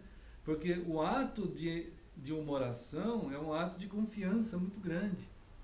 Não que você não possa mais rir de nada, mas desde que você mantenha a sua condição crítica íntegra. Pode rir, né, gente? Mas o fato é, não, ninguém vai me alterar as minhas capacidades críticas em relação à verdade. Eu tenho a verdade aqui, eu e Cristo estamos numa relação, a palavra é que me limpa, é ela que me norteia, e eu posso achar engraçado qualquer coisa, mas eu não vou cair na conversa se ele estiver me levando para uma coisa que não é da palavra. Não vou fazer. Não vou cair em nada. A palavra adverte isso muitas vezes, né? Mas a multidão, então são níveis de contenção de gentes, níveis de contenção de crentes, né? Então tem uns crentes que logo no Edir Macedo já fica, é o nível mais bizarro que tem, mais tosco, a turma já fica. Depois R.R. Soares já é um pouquinho melhor, mas a turma fica naquele Silvio Santos evangélico, né? Aí depois tem a turma um grande bizarro que tem, o Bardomiro, né? O Vardomiro. Que fala, soa em cima da turma, dá lenço soado, e a turma pega e se banha com o suor dele, aquela coisa louca, né? Então, esse daí, e Malafaia, e uma quantidade de gentes desse nível, são contenções de multidões. E o pessoal não tem a mínima vontade de ir a Cristo. Eu sou a videira, né? Então o Senhor está chamando a gente para que nele e pela palavra dele a gente se constitua corpo, né? E tem aí depois, claro, as outras denominações um pouco mais centrados em termos de equilíbrio emocional, psicológico, né? Então tem esses aí, mas tudo está certo. Se você falar com o pessoal presbiteriano, eles estão certos, o batista está certo, o metodista está certo, quadrangular está certo, tudo certo, né? Inclusive já falamos aqui, como eles dizem, existem mais coisas que nos unem do que aquilo que nos divide. Quando Jesus chegar, no dia que ele chegar, você fala isso para Cristo, né? As pessoas têm que falar isso, Senhor, é o seguinte, tu aceita qualquer coisa aí, tá? Meio que está tudo certo, né? Os grandes doutores têm que chegar para Cristo e falar, olha, Senhor, temos que contestar o Senhor. Estamos aqui para contestar os nossos títulos aqui, ó. Sabe? Não vai ter nem tempo de fazer um negócio desse. Não é possível, né? E o pior é que quando você desloca a razão da razão, né, você altera o logos de Cristo para qualquer outra coisa, você corta as relações vitais. Você enche a pessoa de outros elementos que vão tentar tomar conta daquele profundo do ser da pessoa, mas não são de Cristo. Não são, né?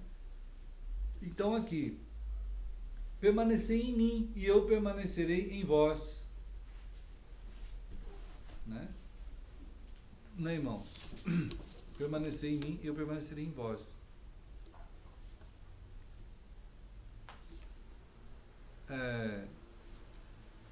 Vamos ver também, deixa eu ver aqui, a gente parou, última vez a gente chegou a falar de Mateus, acho.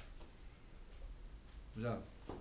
Agora Mateus 7:21, né? Tem aqui um texto aqui também dentro dessa visão da palavra.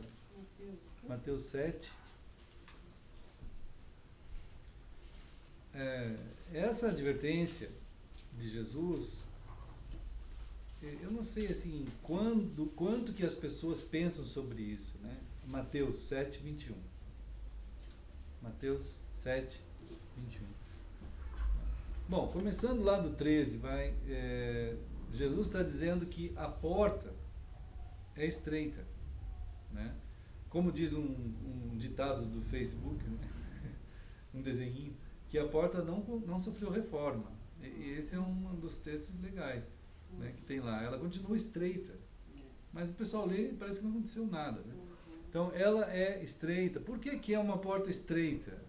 Né? Ela só é o que Jesus é. Não poderia mudar nada. E então lá no versículo 15 ele diz assim: cuidado com os falsos profetas, eles vão aparecer perante vocês disfarçados de ovelhas. Foi o que aconteceu com Israel, que a gente viu outro dia, né? Em Jeremias, no caso do aviso sobre a Babilônia, né? Lembra disso? A quantidade de falsos profetas que surgiu de dentro de Israel. E Deus dizendo: meu povo, fiquem aqui, não se preocupem com o avanço da Babilônia. Porque é eu, diz o Senhor, que vou fazer a Babilônia avançar. Porque eu quero que a Babilônia massacre determinados povos. Isso é Deus. Ele é o Senhor, Ele é o juiz de tudo, né? Eu tenho umas nações aqui que já acabou, já deu. Eles são extremamente violentos, eles são assassinos, eles não têm compaixão de ninguém. Essas nações aqui, eles vão sofrer o juízo já. E para eles sofrerem juízo, eu vou levantar a Babilônia por 70 anos. Eu vou precisar de 70 anos para a Babilônia exercer juízo em cima deles, que é matança, vai ter peste, vai ter fome, vai ter desgraça, tudo em cima deles. Agora Deus disse assim: vocês são meu povo. Ninguém vai nem ver vocês, porque normalmente a gente nem é visto mesmo. A gente é povo de Deus, a gente não tem que ficar aparecendo no mundo, a gente tem que fazer a vontade do Senhor. É isso que Deus quer que a gente faça. Ande com Ele, ame Ele, e Ele ame a gente vai indo, anunciando uma graça de salvação que só Cristo pode fazer. E isso está em nós, o povo que é a Nova Jerusalém. É isso a nossa missão. Não tem um peso em cima de nós, é uma graça em cima de nós, né? Então, aí, não gostaram não. O povo de Israel não gostou. Eles falaram: o quê? Nós vamos ficar sendo súditos da Babilônia? Não, vocês não vão. Fiquem aí. Claro que no mundo a Babilônia vai dominar. É como isso que a gente está vendo agora, gente. Olha, é de um lado o Estado Islâmico, é do outro é na Europa, é nos Estados Unidos, é aqui no Brasil, América Latina, é o Fidel por todo lado, é o Lula, é a Dilma, essa loucura toda. Então, a gente olha, a visão que a gente tem das coisas é muito ampla. A gente vai ver o absurdo dessa gente, vai ver. Então tá, isso aí está acontecendo, tá. Mas gente, vocês são meu povo. Não entra nessa, né? Nem em socialismo, nem em comunismo, nem em democracia, nem em nada. Vocês são meu povo. Fiquem calmos. Quer dizer, se perguntarem para você, que nem o profeta, que o profeta falou, isso mesmo. Esse reino é terrível, é assassino, é maldito. Deus vai pesar a mão sobre eles. Essa é a palavra do Senhor. Né? Isso aí é errado? É errado, mas tá bom, é errado tudo isso. Só não entra nessa. Não precisa ir para a rua, tá todo mundo programando aí, vai todo mundo ir para a rua. Não faz essas coisas, não entra nessa. Se perguntarem para vocês, vocês falam. É uma mentira, é um absurdo, é um rolo. Deus vai pesar a mão sobre eles, vai pesar a mão. Né? Eles estão fazendo o que eles querem. Então vai pesar a mão, porque isso aí vai mesmo. A palavra de Deus diz que todo governante vai prestar contas a Deus. Vai. De algum jeito, vai. Né? Ou aqui vai, e se não aqui, no dia do Senhor, vai. Né? Mas no caso da Babilônia, foi levantada para algumas nações prestarem contas aqui mesmo. Deus falou, agora acabou. Está lá em Jeremias 25, 26, 27, 28 e 29. Né? Mas o povo de Israel, ele não gostou dessa palavra. Como tem muitos evangélicos também que estão clamando todo mundo para pegar em armas, para ir contra, e para não sei o que, é um absurdo. Né? Então, surgiram dezenas de profetas em Israel, dizendo assim, assim diz o Senhor, jamais Israel será subjugado pela Babilônia, jamais. Ó rei, tu serás vencedor contra todas as batalhas que tiver que batalhar contra a Babilônia. Aí perguntaram para mim, então o senhor quer dizer que a gente tem que aceitar essa bagunça? Não tem que aceitar nada, você tem que aceitar o Deus. Só não Tem que aceitar Deus, tem que ficar em Cristo. Você não está aceitando. Quando Jeremias falou contra a Babilônia, falou sobre Israel, que ele teria que politicamente ficar ali na deles, quietinho, tranquilos, foi terrível.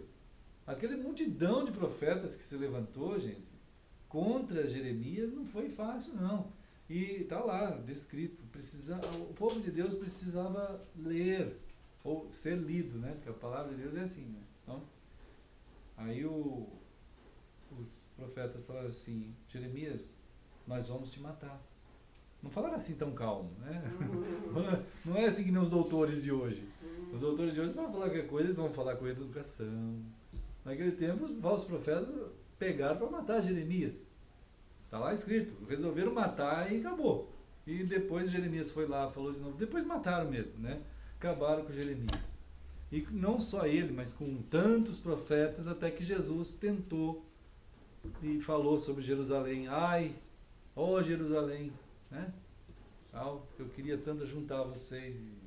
Então, aquele período todo ia durar 70 anos. Aí Deus disse assim, e quando passar os 70 anos, né, quando passar os 70 anos, eu vou contra a Babilônia e vou destruir a Babilônia.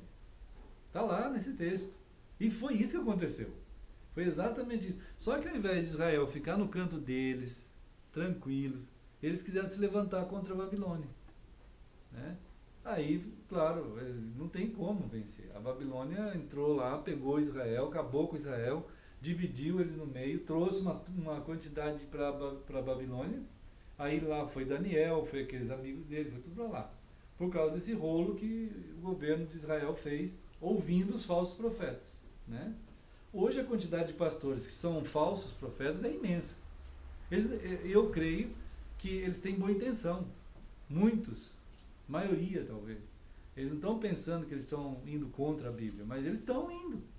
Pelo próprio sistema que está escrito na Escritura. Até aquele pastor, outro dia, falando lá, você tem que aceitar isso aqui, porque você tem que aceitar o que está acontecendo hoje, porque a gente está dentro do Estado. Mas que argumento é esse? Eu quero um argumento bíblico, né, de ser povo de Deus, eclesia. Não pode.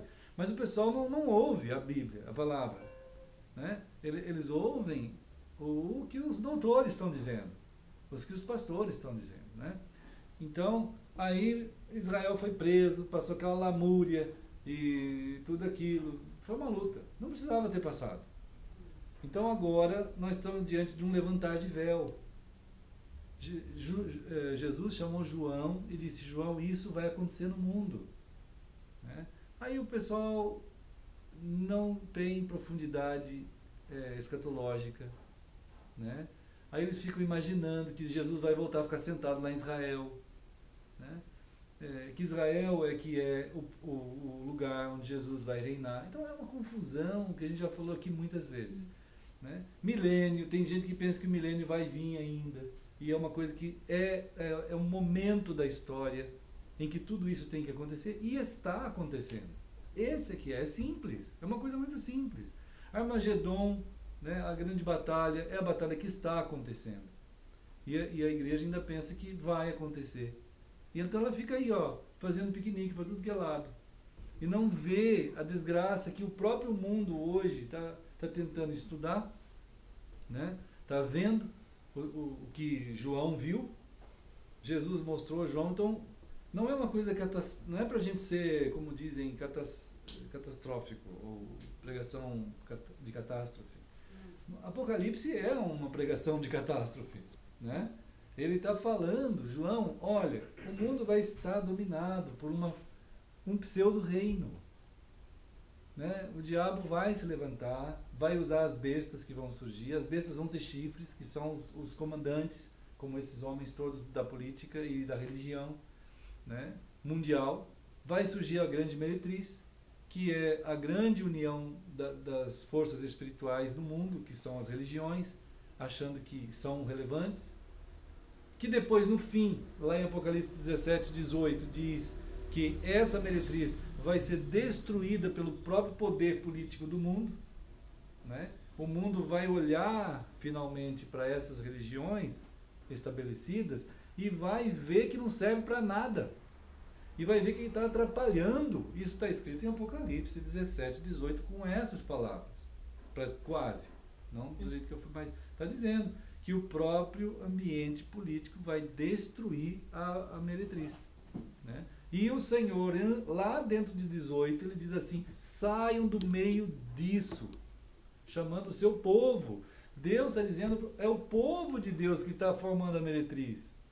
Ele está dizendo, saia do meio disso. Quer dizer, há um chamado, como nós estamos sendo hoje, enviados ao nosso tempo, para dizer a esse povo para olhar para Cristo, que eles não estão olhando para Cristo, né? É um pouquinho, mas não importa se é pouquinho, se é quanto que é, né? Então, Jesus disse assim, no 21, nem todo que me diz Senhor, Senhor entrará no reino dos céus, né? O pessoal não cai a ficha do povo, né? Nem todo que me diz Senhor, Senhor. Quanta gente chama Jesus de Senhor, quanta gente apela ao nome de Jesus para aliciar as multidões, né? Então o interesse é aliciar multidões mesmo, mas esses não vão entrar no reino do céu. Muitos naquele dia vão dizer para mim assim: Senhor, Senhor, nós fizemos, profetizamos em teu nome. Mas Israel fez isso também.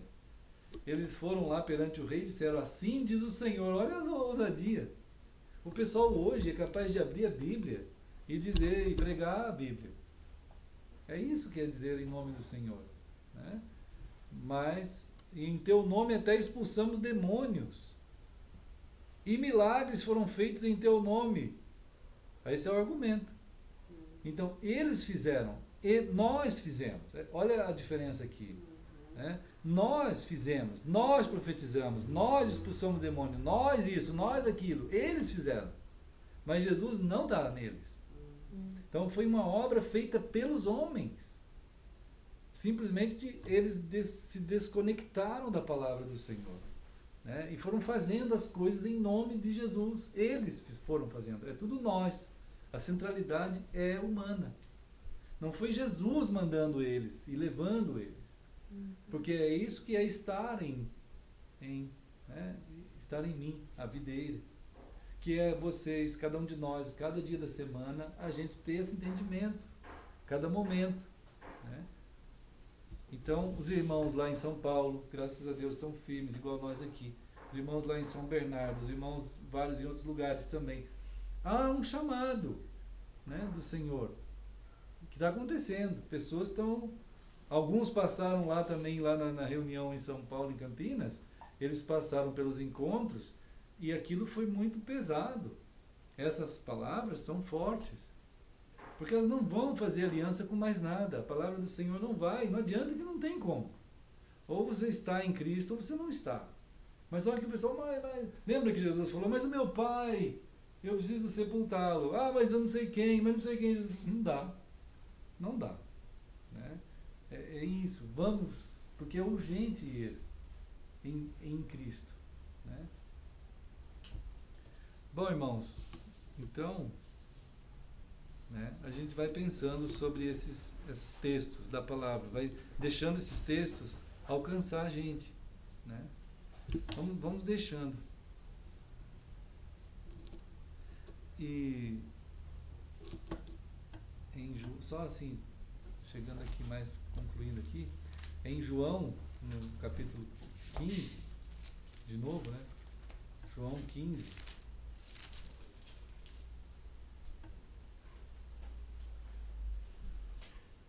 É assim, ó, 15, 19.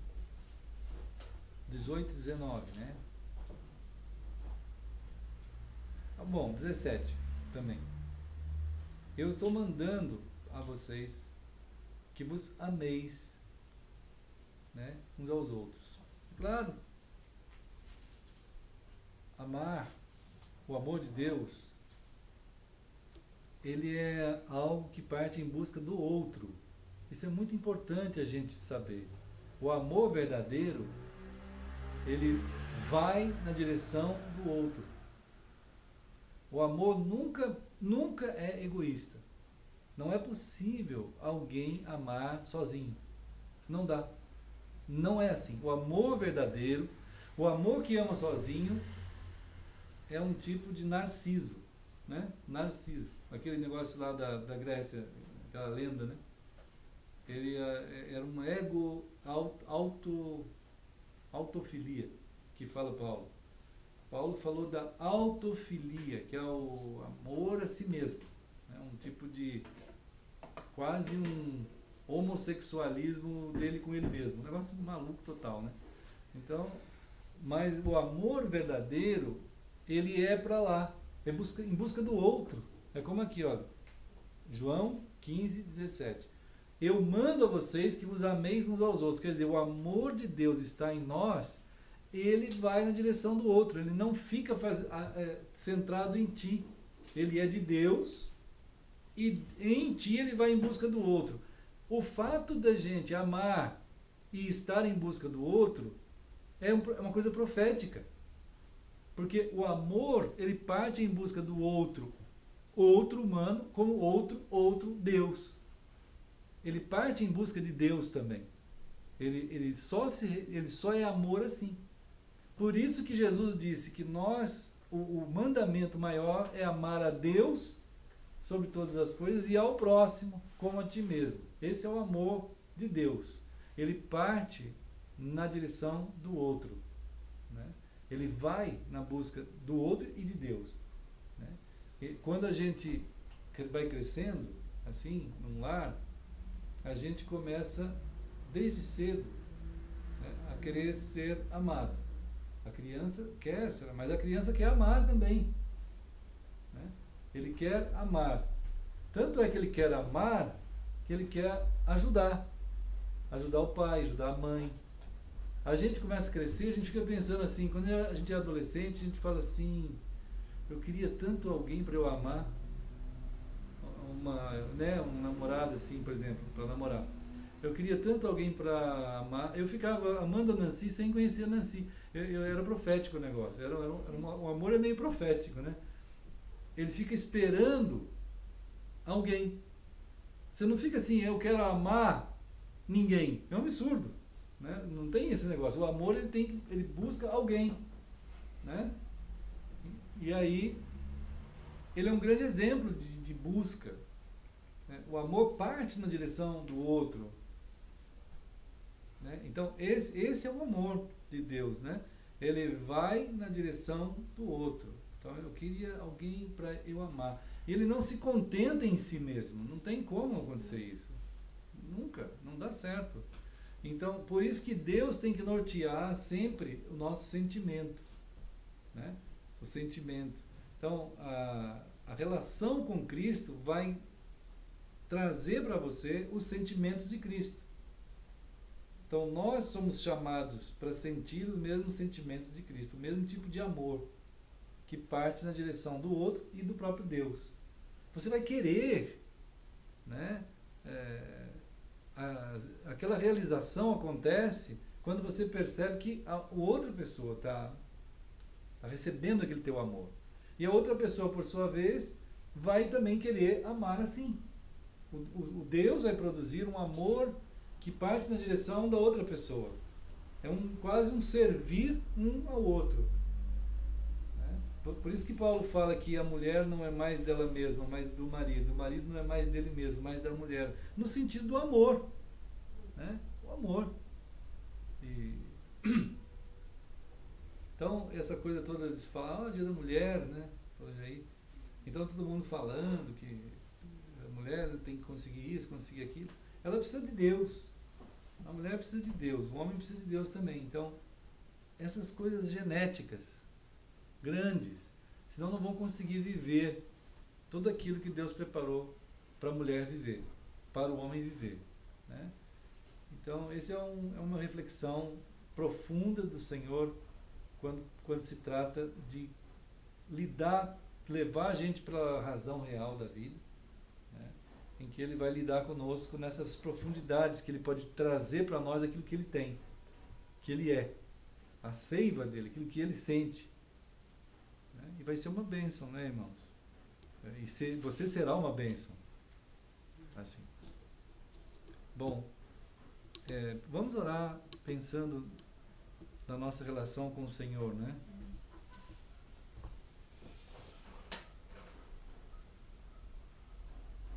Querido Senhor, nós estamos sendo lidos pela Tua Palavra, Senhor, olhando em nossa volta, levantando os olhos para ver o que se passa em nossa volta e vemos todo aquele movimento que o Senhor revelou a João em Apocalipse. Vemos toda essa multidão correndo para todo lado em busca de poderes, de conquistas, e todo mundo chegando a lugar algum, Senhor. E pensando que chegaram aos píncaros, como Satanás disse, eu dou o mundo para vocês. E as pessoas estão aceitando esses pactos, Pai. Mas nós estamos aqui sendo chamados por Ti. Um dia o Senhor nos alcançou, tirou a gente da morte. O Senhor nos tem colocado, Pai, numa relação vital contigo. E Deus querido, nós sabemos quanto nós precisamos receber, aprender de Ti. Senhor, precisamos tanto de Ti. Não há em nós nada que acrescente à obra da cruz, mas há em nós todo esse nós que Tu tens feito em Cristo, para que essa Tua graça, esse transbordado cálice, usando esses vasos feitos por Ti em Cristo, possamos avançar dentro da história, ou essa história acontecendo e nós indo nisso tudo, como o grande manifesto do Senhor ao homem, para que seja afirmado perante onde o Senhor nos levar, de que há o Deus eterno alcançando pessoas, assim como nós, simples pessoas, e que nos leva para o céu, Pai, para aquilo que a nossa vida clama como identidade que Tu mesmo nos deste, Senhor. O Senhor nos fez para o Senhor. E agora nós anunciamos que nós realmente estamos indo para o Senhor, por meio do Senhor. Ó Deus, abençoa os irmãos que estão em outras cidades, mas que estamos juntos em Cristo. Abençoa nós aqui e sempre possamos estar nessa relação, vigilantes até o dia que o Senhor mandar o arcanjo tocar a trombeta. E então esse céu que todo mundo está acostumado a acordar ou ver chuva, ou sol, ou esse azul aí em cima, ou as estrelas, ele vai ver algo que nunca ele viu antes, Pai. Porque ele vai se abrir de meio e o Senhor vai aparecer aí. Da mesma forma que o Senhor subiu para o céu, o Senhor há de voltar.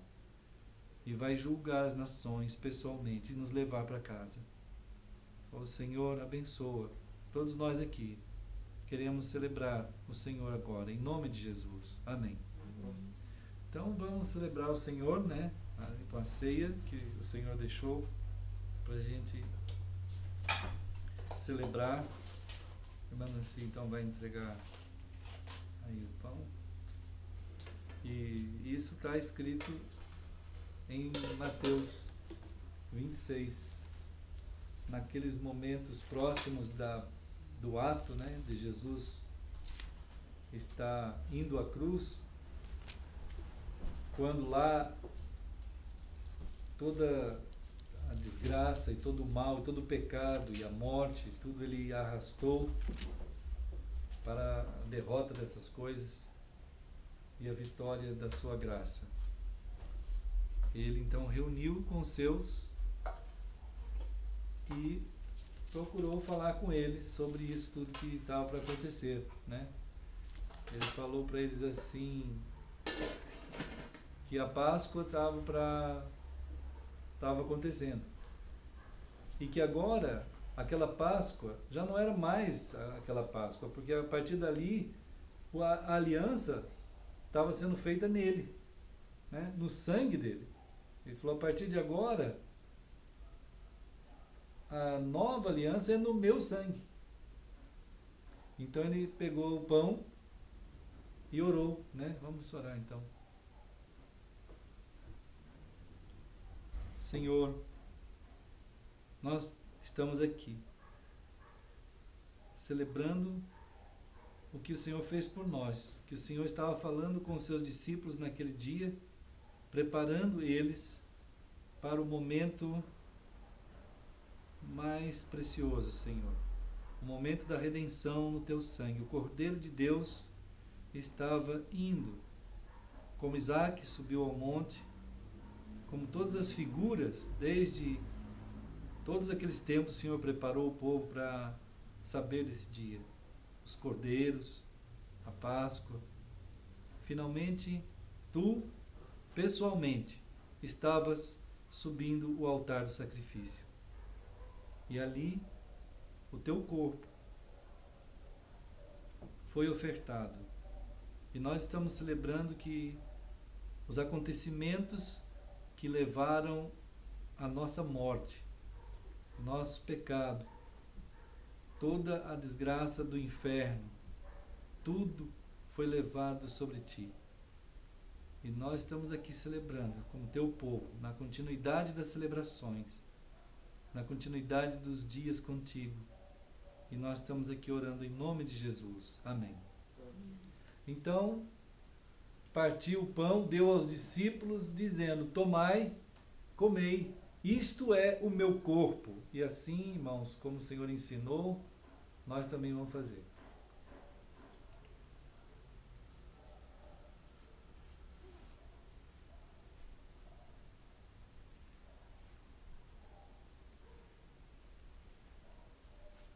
Amém. Amém, né, amados? E Jesus, então, junto com eles ali, né, ele pegou o cálice e mais uma vez ele deu graças. Então, vamos orar. Ó Deus eterno, ó Deus, as tuas promessas, elas são a verdade pura, elas são o cumprimento antecipado da realidade do Senhor.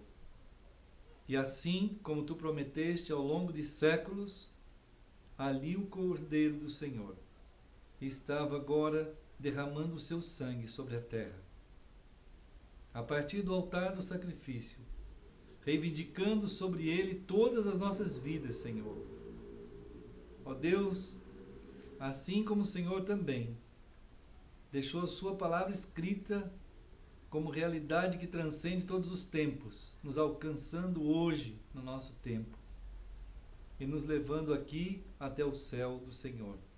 E nós aqui celebramos que realmente é pelo teu sangue, a oferta do Senhor, do teu corpo e do teu sangue, que nós somos teus. Ó Deus, obrigado porque a tua promessa agora, ela ainda vai além. porque ela nos diz do dia do Senhor, da tua vinda e da nossa ida até o céu, quando o Senhor, sentado conosco, irá novamente celebrar aquela grande reunião, a ceia do Senhor, porque é o Senhor que é a nossa ceia. Ó Pai, nós estamos aqui juntos celebrando no nome de Jesus. Amém. Então, irmãos, Jesus então pegou o cálice, deu graças, deu aos discípulos, dizendo: bebei dele todos, porque isto é o meu sangue, o sangue da nova aliança, derramado em favor de muitos, para a remissão de pecados. E digo-vos que desta hora em diante eu não beberei deste fruto da videira, até aquele dia em que o hei de beber convosco o vinho novo no reino de meu Pai. Então, como o Senhor ensinou, vamos fazer.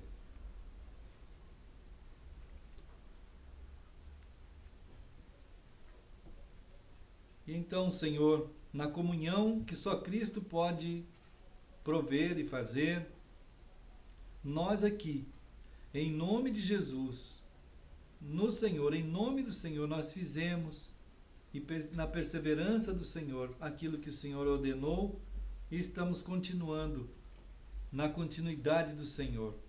Ó Deus, muito obrigado. Nós somos gratos. Agradecemos de nosso coração, agora salvo por Ti, levando na nossa vida, Senhor, nesses vasos simples, mas o tesouro eterno do Senhor. Nós Te agradecemos, Senhor, em nome de Jesus. Amém. Então, irmãos, tem um hino que você separou? Acho que isso fica difícil pra gente cantar. É mais difícil, né? Não somos muitos, mas tudo bem. Então, irmãos, vamos continuar firmes, né? Que Deus abençoe a gente a ficarmos no Senhor cada dia. Sejam bênçãos, sejamos nós bênçãos, né? Onde a gente estiver. E terça-feira tem um encontro com os irmãos lá em Campinas, e minha mãe deve vir na quarta, né?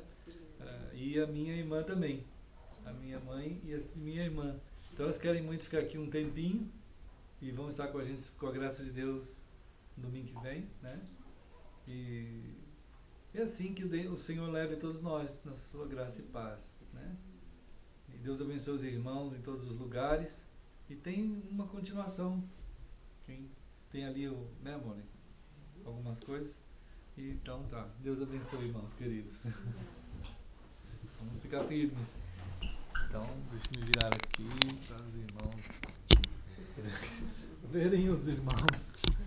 Tem os irmãos lá na Alemanha, né? Que é a Catiane, Daniel, Samuel e os irmãos de São Paulo e outros lugares. Deus abençoe, filho. Deus abençoe. Vamos ficar firme em nome de Jesus. E vamos nós na luta da fé. Bom, tá aqui a irmã Daphne, tá aqui a irmã Heloísa, tá ali o irmão Dan. E aqui vamos mandar, filho. Deus abençoe. Amém. Eu vou pegar aqui, verificar, queridos irmãos e amados. Dois meninos, tem 2 meninos e alguns. E Deus abençoe vocês, todos que estão em todos os lugares, queridos.